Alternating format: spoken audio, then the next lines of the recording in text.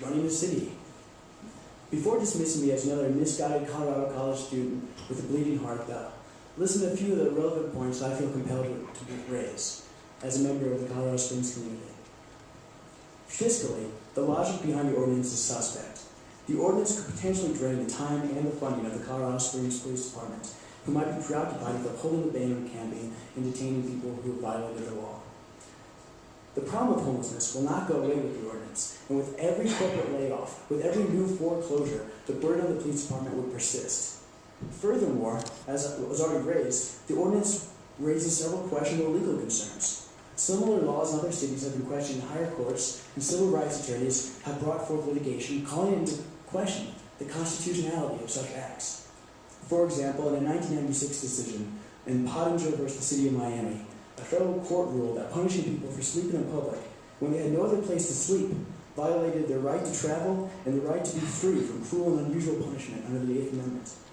Now, I do not have the legal expertise to tell you if this ordinance would stand in the higher courts or not, but I do know that the cost of fighting such legal battles can carry with them heavy price tags.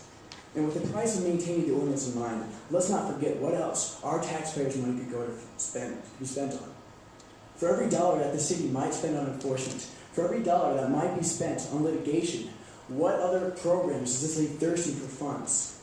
Could we not use the same money on job counseling, more job counseling for the undereducated, or more low-income housing for the shelterless, or more heat for the freezing? Wouldn't spending money on these resources actually do more to eradicate homelessness in the long run? Some advocates of the ordinance have charged that the homeless camps reflect poorly on the city.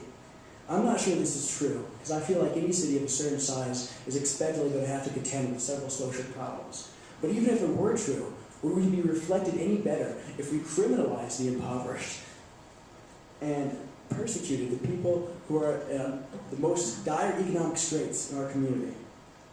And also, let's not forget whom we would be exiling by passing this ordinance. In Colorado Springs, many amongst the homeless are war veterans who have returned home from serving our country abroad, and now they have to contend with the problems associated with an ailing American economy. This ordinance would only create further problems for these individuals, who are already struggling enough as it is. And amongst the war veterans is a disproportionate amount of people who have mental disabilities. These people, for better or for worse, rely on the limited stability and dependency that the camps offer. Now, granted, in our limited sense, that they're crude versions of a community, but they do form a cohesive community, and they can rely on each other. If police were authorized to break up these camps, it would uproot our community's most disadvantaged, and we are not providing enough alternative, adequate means of shelter and support to do this. However, it's not just war veterans, and it's not just mentally disabled who are homeless. In this economy, it can be anybody. It's mothers, it's fathers, it's brothers and sisters. The homeless are Americans, and they are our neighbors. And the awful cycle within homelessness is that once you are without employment, without permanent means to facilities and resources, it becomes incredibly hard to dig your way back up and to find employment. Homelessness is not a problem that we can solve with an out-of-sight, out-of-mind mentality. At its best, this ordinance would nonetheless still contribute to a system of recycling the homeless from one city to another without solving any of the essential problems that perpetuate poverty.